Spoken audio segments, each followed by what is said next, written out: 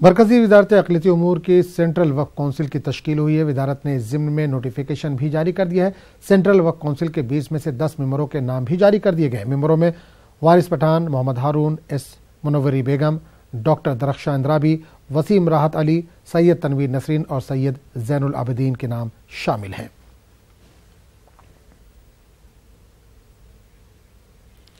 और इस पूरे मामले पर बात करेंगे अपने नुमाइंदे खुर्रम शहजाद से, जो इस वक्त फोन लाइन के जरिए हमारे साथ दिल्ली से जुड़ रहे हैं। खुर्रम, सेंट्रल वक्फ काउंसिल की तश्कील हो गई है, इंतखाबात करीब है, क्या वाकई हुकूमत संजीदा है या सिर्फ दिखावा है?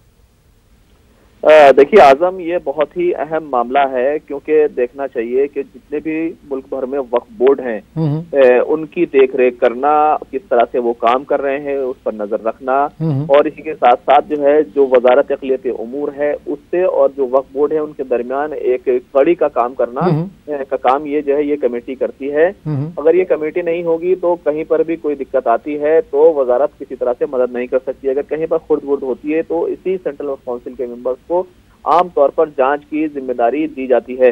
तो ये बहुत ही अहम कड़ी है। 10 मेंबरान के नाम जो है वो क्योंकि अनाउंस कर दिए गए हैं, और इसी के साथ साथ माना जाना चाहिए कि कुछ जल्द ही दूसरे जो है मेंबरान हैं उनके नाम भी अनाउंस हो जाएंगे, क्योंकि फरवरी के आखिरी हफ्ते में, यानी इसी महीने के आखिरी हफ्ते में और या फिर अगले महीने के जो पहले हफ्ते में ज़ाब्ता अखलाक नाफिज हो सकता है, क्योंकि मुल्क में इंतखाबात होने हैं।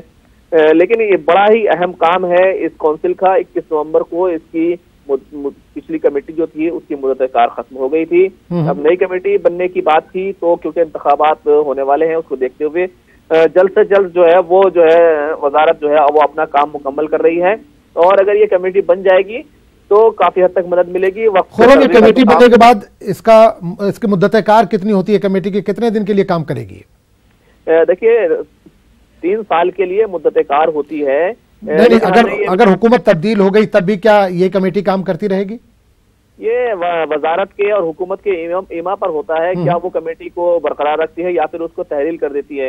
आमतौर से देखा गया है कि जो नई हुकूमतें बनती हैं वो जो है तहलील कर देती हैं, लेकिन कई बार ऐसा भी हुआ है कि बहुत सारे मेंबरान जो कोर्ट चले जाते हैं और वो इससे ऑर्डर ले लेते हैं।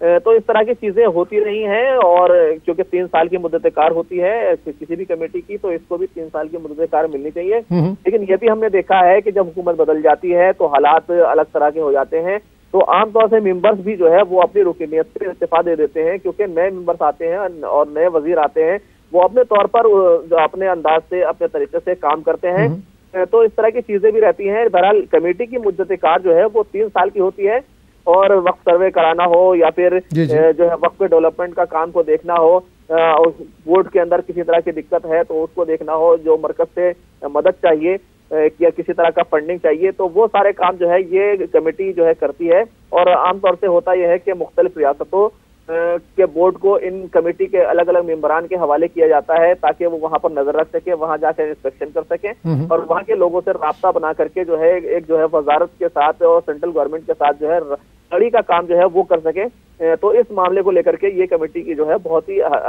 बहुत बड़ी अहमियत होती है। आजम, चलिए खुर्रम, इस तमाम जानकारी के लिए बहुत बहुत शुक्रिया आपका। जाहिर सी बात है इंतखाबात करीब है और इस तरह के फैसले लिए जा रहे हैं हुकूमत की तरफ से। उम्मीद है कि काम जो है वो बेहतर तरीके से हो सके।